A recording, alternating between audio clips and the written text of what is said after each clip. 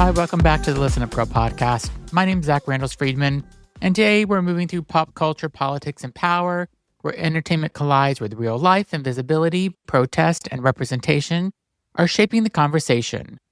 From a beloved queer hockey love getting a long-awaited continuation, to a red carpet resistance, to the Supreme Court weighing decisions that could impact trans youth nationwide.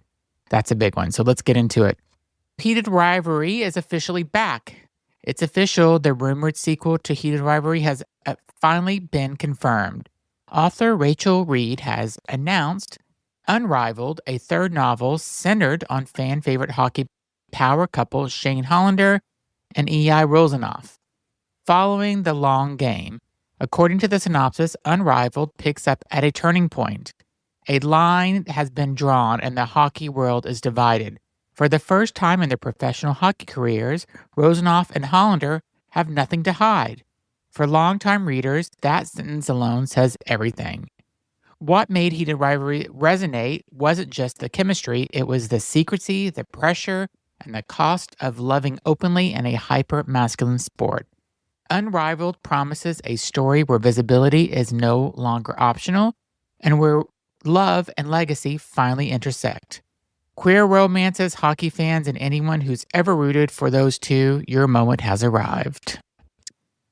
Next, Golden Globes red carpet becomes a protest. The Golden Globes red carpet on January 11th wasn't just about fashion, it was about resistance.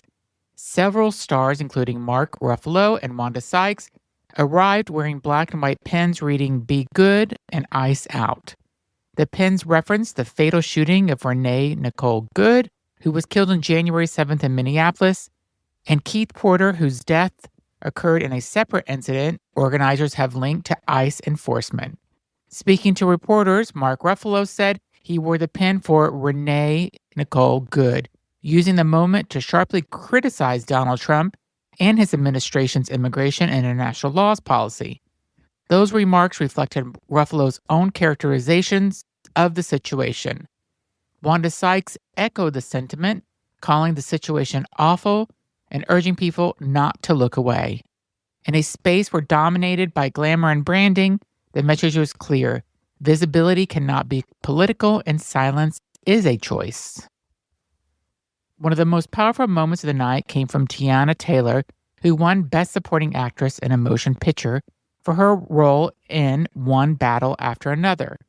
Accepting the award at the Beverly Hilton, Taylor fought back tears, admitting she didn't write a speech because she didn't believe she'd win.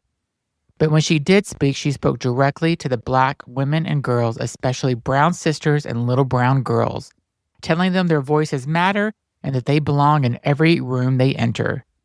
The award was presented by Amanda Seyfried and Jennifer Gardner, put the spotlight firmly on Taylor's message: success doesn't erase struggle and representation still carries weight. That was an awesome speech that she did. I loved it. Next, Erin Doherty makes history.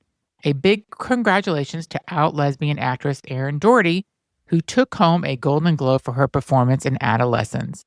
In a moment that felt deeply human, Doherty used her speech to thank therapists, highlighting mental health, emotional labor, and the unseen work behind survival and success.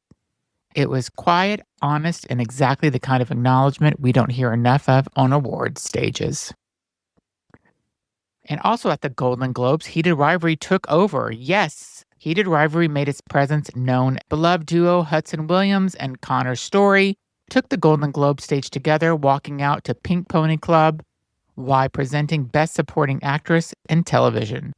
They didn't ignore the elephant in the room, joking openly about their on-scene nudity and fully leaning into the cultural moment. It was playful, self-aware, and a reminder of just how deeply this series has embedded itself into pop culture. Heated Rivalry, you will truly always be famous. Great show. New polls shows transphobia is a political liability. A new YouGov poll reveals that a majority of Americans see Republican transphobia as a problem. According to the survey, 44% of respondents said transphobia is a major problem for Republicans, while another 24% said it's a minor problem. Only 32% said it wasn't a problem at all. That's not a fringe opinion, that's clearly a majority. and trans rights remain under attack in legislatures nationwide, public perception may be shifting faster than political strategy. Next, Jared Polis faces pressure over clemency case. In Colorado, Democratic Governor Jared Polis said he's considering clemency for Tina Peters, a former state official convicted of breaching election security in support of Trump's false 2020 election fraud claims. Peters was sentenced to 9 years after being found guilty of 4 felonies and 3 misdemeanors.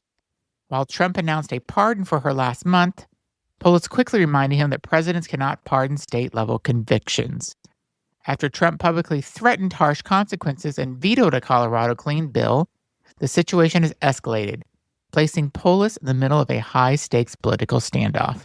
I think he needs to hold his ground. This woman, Tina Peters, broke the law. She needs to serve her 9 years.